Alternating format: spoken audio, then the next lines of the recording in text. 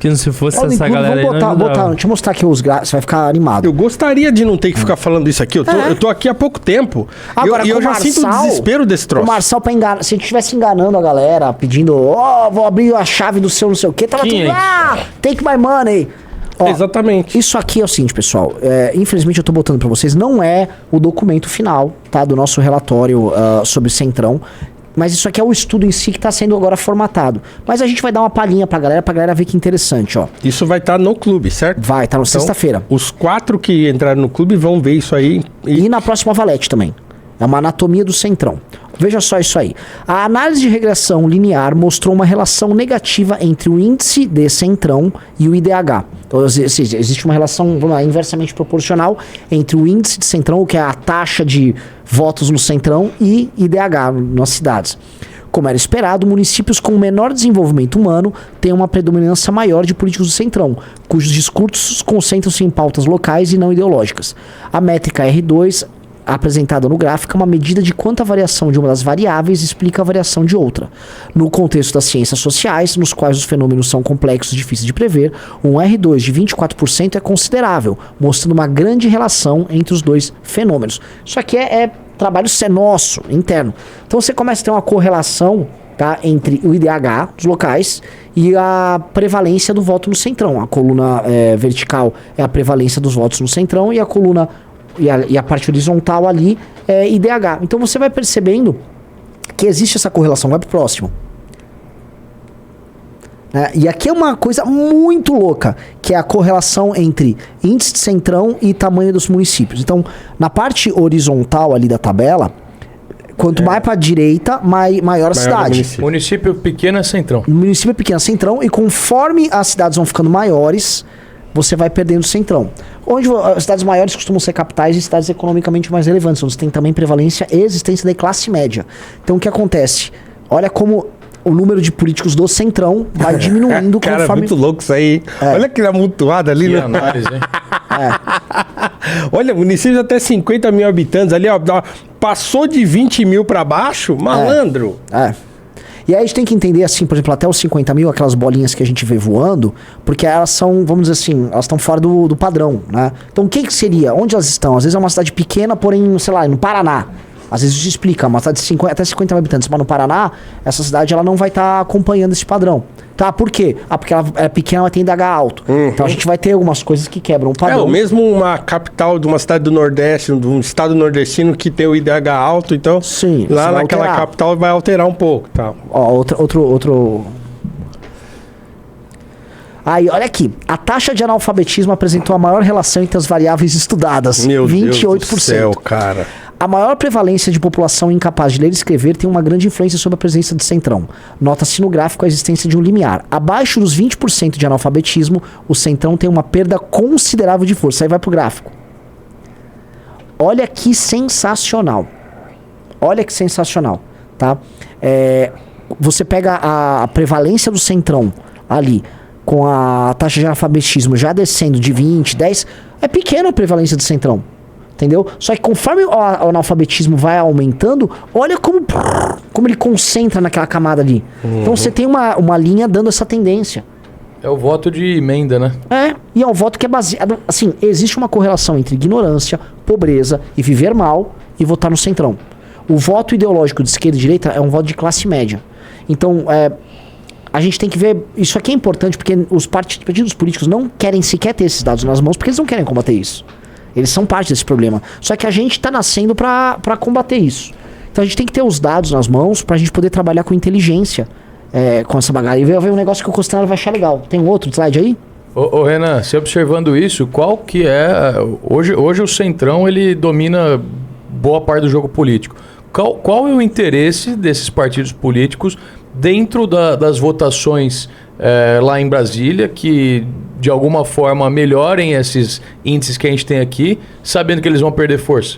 Não há nenhum estímulo. Não vão fazer, não tem nenhuma vontade de fazer isso. Não há nenhum estímulo. E o lance é o seguinte, não é que o cara é um super vilão, que ele ocupa a prefeitura, vou apenas tornar todo mundo analfabeto. Ele não vai gastar nenhuma energia nisso. Porque ele não precisa. Então, assim, o foco dele não é em entregar uma boa educação para o aluno não ser um analfabeto. Ele quer usar a máquina para ele se reeleger. Exato. Então, é muito menos sobre uma intenção do Centrão em ferrar as pessoas e muito mais sobre uma espécie de um foco direcionado nele na manutenção do estilo de política que ele faz, que gera como externalidade uma administração pública horrorosa que, por consequência, ajuda a mantê-lo nessa situação. Porque é uma coisa que... virtuoso. Porque existe uma coisa que a gente pode reparar que é bem legal. Se você pegar as cidades do Mato Piba, eu citei isso na minha live, cidades de regiões que o agro chegou, o agro desenvolveu essas cidades pequenas, tomadas por esse tipo de político, a oligarquia local vai morrendo, a economia cresce, as pessoas passam a ter voz de opinião. Onde você acompanha isso? Cidades como, por exemplo, Imperatriz, no sul do Maranhão, que é a votação do Bolsonaro. Imagina, sul do Maranhão, votação do Bolsonaro em Imperatriz, decentíssima. Pega um padrão, acho que você teve lá com o Costenaro, com o Faustino, etc. Ali aquela região do agro no sul da Bahia. Quantos gente de direita não tem lá naquela região? Sul da Bahia eu não fui. Vocês não foram com os Eu meninos? não fui na Bahia. Foi o Arthur. Foi o Arthur, foi o Bétega. O que acontece? Ali você tem uma economia mais desenvolvida no sul da Bahia, a galera não vota tanto na esquerda. A região de Luiz Eduardo Magalhães, que é na região oeste da Bahia, mudou o perfil eleitoral. Então, você muda o perfil eleitoral, ou seja, o Centrão sofre com isso, mediante mudanças econômicas. Então, se a gente levar desenvolvimento econômico na porrada pro Nordeste, você começa a mudar a mentalidade do Centrão que tem lá. Um partido que tem um foco no desenvolvimento do Nordeste, né? Infelizmente, vocês não fazem parte dele. Mas eu tenho certeza que o partido de vocês deve pensar. Mas ter a certeza que o voto é mutável, isso favorece muito a gente acreditar que dá pra mudar essas coisas, tá ligado? Não achar que da forma como tá, nunca vai mudar. Só que tem que trabalhar, não é? Agora é a tua parte do trabalho, põe na tela. Essa aqui é pro Costenaro. Tô fudido. Na avaliação da prevalência de cada um dos 3 rótulos políticos, ou seja, esquerda, direita ou centrão, em áreas sobre controle territorial, armado ou não, vê-se que na totalização dos votos da região metropolitana do Rio de Janeiro, existe uma distribuição aproximadamente equânime entre os 3 rótulos, com ligeira maior predominância do centrão e menor da esquerda. Ao se observar os recortes por presença ou não de grupo armado, verifica-se que as regiões mais livres apresentam mais votos de opinião, esquerda e direita, do que no centrão. Nota-se o acentuado aumento da presença do centrão em regiões dominadas pelo tráfico. Veja só que legal. Em regiões livres, centrão é 31, direita 34, esquerda 34. Mais ou menos igual. De milícia, centrão sobe para 39, direita sobe um pouquinho, vai para 36 e de esquerda cai bem para 24. Tráfico. Aí o centrão estoura, vai para 44, a direita diminui, vai para 30 e a esquerda sobe um pouquinho e vai para 25%. Olha que interessante isso, porque você percebe que tráfico, IDH baixo, pobreza, você vai... o Centrão sobrevive demais nesse tipo de ambiente. Sabe uma parada? Agora que eu paro pra pensar ali, tu vê se a galera do tráfico, quer dizer, que mora no morro ali, por exemplo, entendeu? Numa favela específica no Rio de Janeiro. Ela não tá votando na esquerda, ali.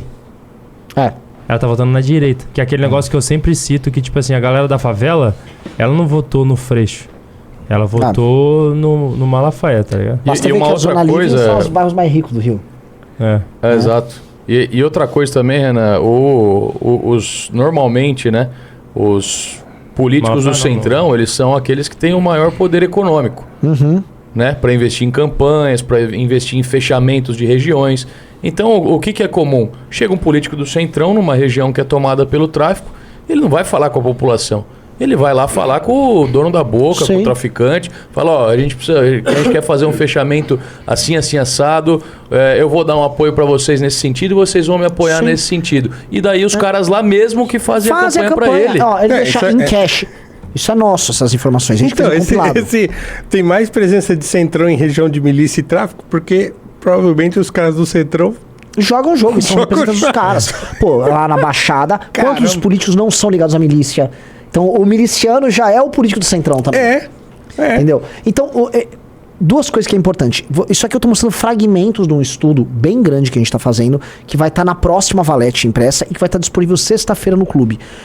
Quem da imprensa tá falando disso? E quem é interessado em resolver problemas políticos no Brasil tá interessado nessa discussão? Ninguém. Cara, foi o nosso time que fez. Esse daí, ele pega exatamente, tipo, por exemplo, do Rio de Janeiro ou ele pega outros lugares? Pega São Paulo, isso aí é Rio de Janeiro, essa parte. Pô, esse daí eu quero mesmo, esse daí. É o que eu tava comentando com ele, professor. Eu falei errado até, né, Malafaia? O Crivella, né? Na eleição que aconteceu entre o Crivella e o Freixo, na prefeitura, o Crivella, ele ganhou nas favelas. E ali, o que tá ali, ó, a direita, ela que tá lá na área do tráfico, ela é bem mais votada do que a esquerda. Então essa parada que a galera chega lá, tipo assim, não, eu que defendo a população pobre, não sei o que e tal, mas no final das contas, a galera que tá na favela, ela sabe quem é. O problema é que tem essa galera do Centrão, né? Que é um negócio que, tipo assim, eu sempre usei como meu exemplo do porquê que eu nunca votei na minha vida. Porque no final das contas, a gente olha ali pro lado e, tipo assim, o cara tá vendendo o voto dele por quase R$50 ou porque o cara asfaltou a rua dele. Isso é a realidade. Óbvio que o sistema é um problema absurdo, mas o maior problema é essa galera aí. Eu É o carinha que oferece 50 conto. Nessas regiões onde que são dominadas pelo tráfico, as lideranças comunitárias elas têm uma voz muito ativa. Muito ativa, né? Perante a população lá. O que eles falam é lei, o que eles falam é lei. E algumas dessas lideranças, querendo ou não, são ligadas ao traficante, ao dono da boca e tal, porque eles fazem um trabalho lá dentro da comunidade. E essas lideranças são cooptadas pelos políticos do Centrão, fazem aquele fechamento que a gente comentou aqui, e eles vão trabalhar dentro da região para angariar os votos para eles. Mano, pra você... E vão conseguir, quase 50%, ó. É assustador esse número. Pra você fazer campanha dentro da favela, ou você tem que ter alguma conexão com a associação de moradores ou com os próprios traficantes, não tem nem como. E aí entra uma coisa que eu queria comentar,